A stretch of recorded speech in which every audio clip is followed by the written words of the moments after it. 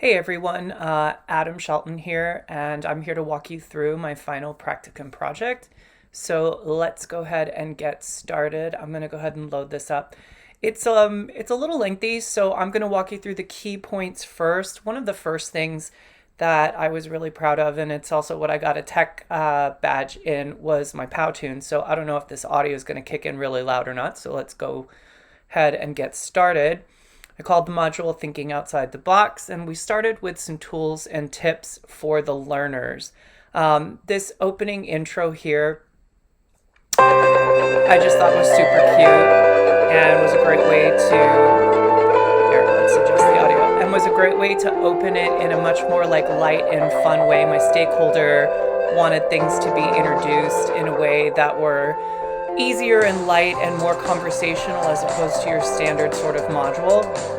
And that was the opening for that. We then can go ahead and move into our video section. So I have quite a few videos that explain the different tools and things that we're going to be using. Welcome to the Getting Organized section of this course. And so in this section, it talks about tips and tools that were not necessarily known to the employees just yet. And or if they were existing employees, they were not technologically savvy. So the stakeholder really wanted me to dive into using the new technology that was provided by the company. So they got company laptops, company iPads, and a few other items as well, but also still wanted to keep a bit of their old past. So the journal was a huge section, but when I was doing my research and looking at journals, people were in notebooks, people had like scraps of paper laying around. So we had to figure out a way to help them clean that up. So the company also bought them new journals, all the same, so it would be consistent across the board for that.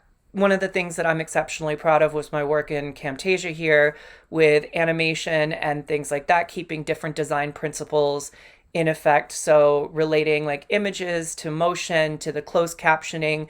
So there's a little something for everyone in these sections.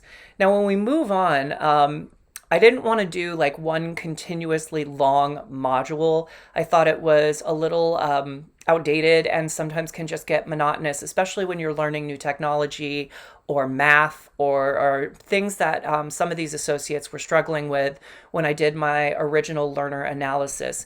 So these are just your standard multiple choice questions that recap what was talked about in the videos.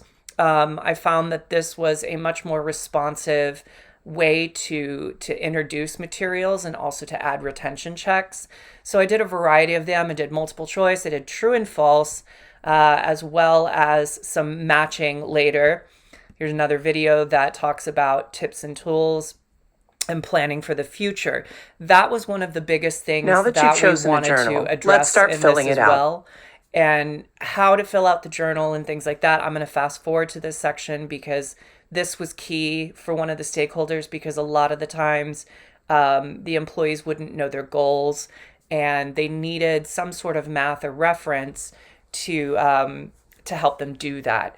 And let's see if I can get it to go here, which it looks like it's going to take that, but you'll see that in the practicum. But know that it's there, and that journal filled out weekly was also something that was very important to the stakeholder. So when we move on to the next section, again, another retention check, multiple choice.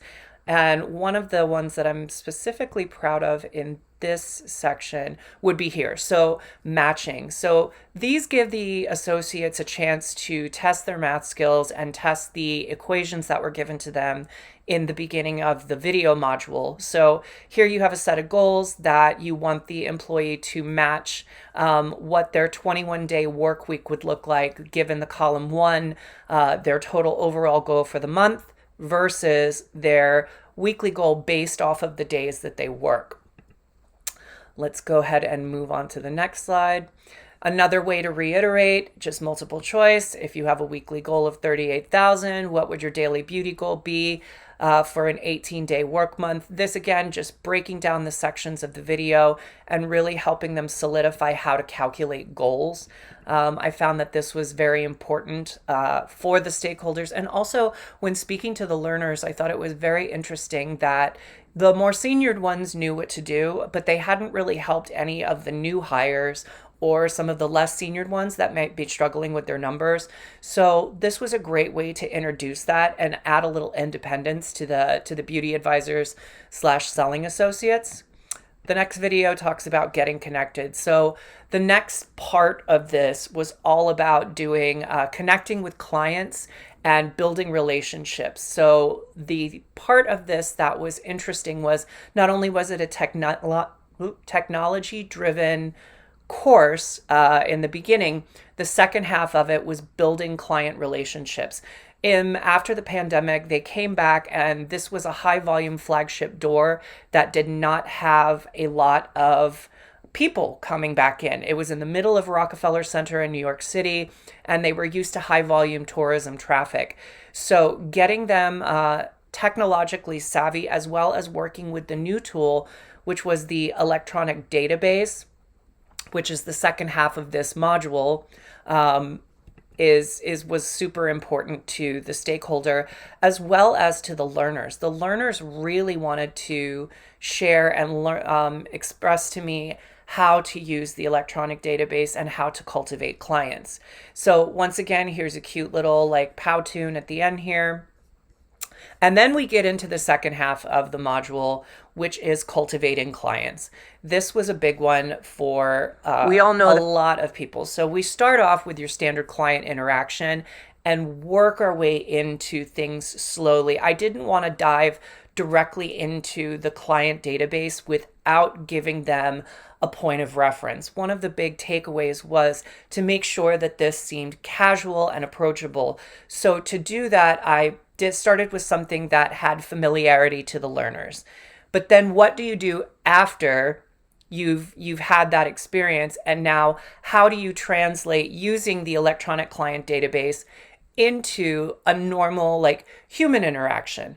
And it started with research. So having researched this client database was very interesting. So getting them on it was one of the first steps. So having them be familiar with where they could find this information, how they could access it, and what could they do with it was pretty vital here. And we've got some multiple choice questions running through here as usual, and then some true and false as well. And then the second half of it here, which I'll show you, is actually diving into the electronic database.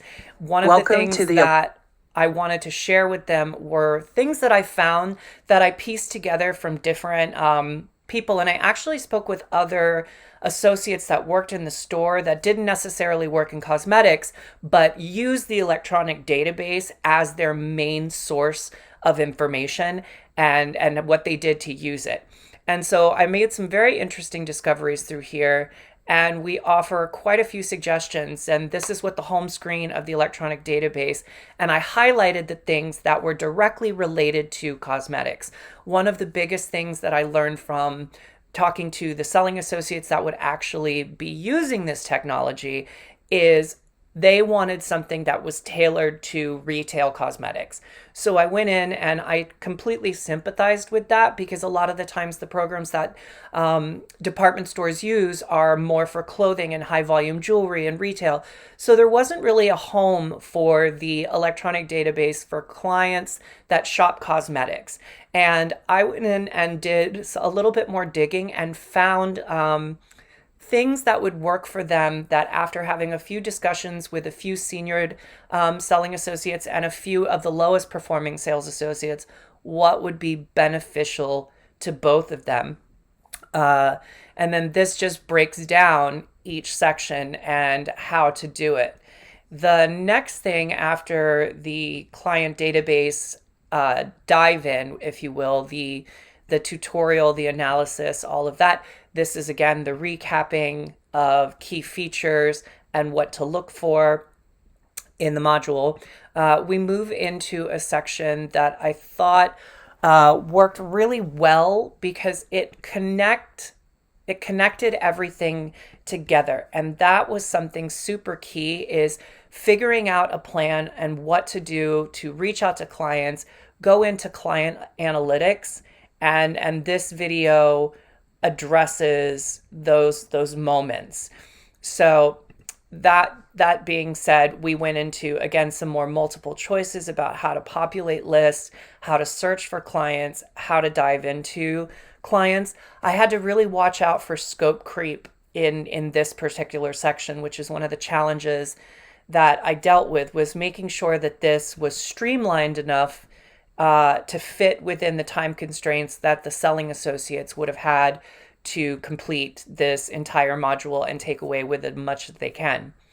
The next section is thinking outside the box. It's time to start thinking outside the box, where we go into talking about different ways that you can utilize the electronic client database to search and cultivate new clients or old existing clients and bring them back into store, or to gather business over the phone.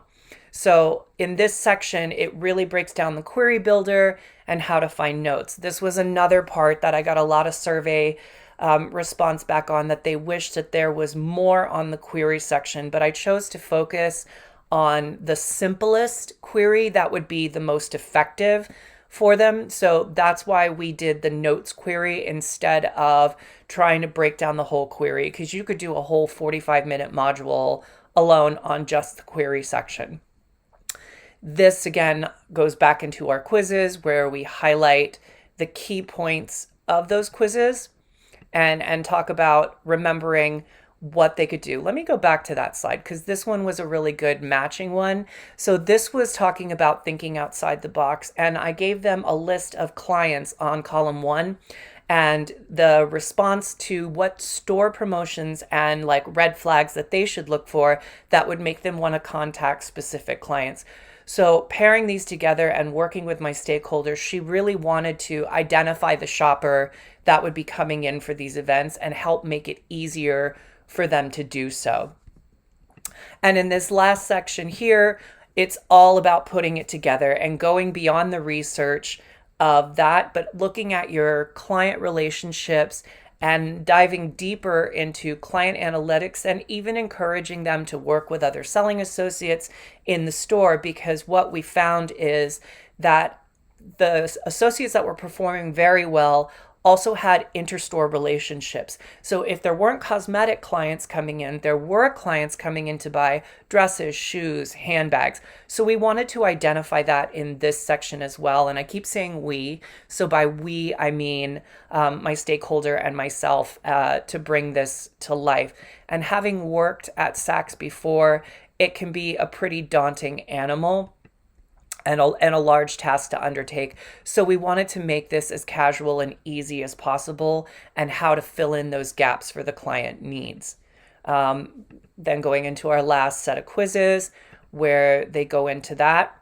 And then the last section of the module we talk about is smart sampling. It's just another tool for client engagement that clients can use to, or associates can use to reach out to their clients in a more human approach. So it encourages handwritten letters, sending samples to clients that maybe they purchase one thing, but they didn't purchase everything. So they want to reach out and say, hey, Mrs. Jones, I'm sending this to you because we talked about this, you didn't buy it. So it's reestablishing a connection and giving an excuse to call the client without, without having that weird gap of like, hey, remember when you bought this from me? I'm just sending you some random samples. So really diving into thinking about smart sampling was the last key piece of this. And the last modules as well, it's a smart sampling matching sort of game. So it's really getting them to think outside the box. And on the left-hand side, you have samples of products. On the right-hand side, you have the actual like products that they purchased. And so how would you connect the products together to create a viable sample package for your client? And then we go into our very cute ending video, which I just thought was adorable. And it also just kind of reinforces like establishing the tools and materials, and also letting them know that their business managers and things like that were there, and that the company was there to support them. So that is pretty much it. Overall, I thought this was a really good experience. and I really enjoyed having it there. And yeah, so I hope you guys enjoyed the module, and I will see you guys later. Thanks a lot. Bye.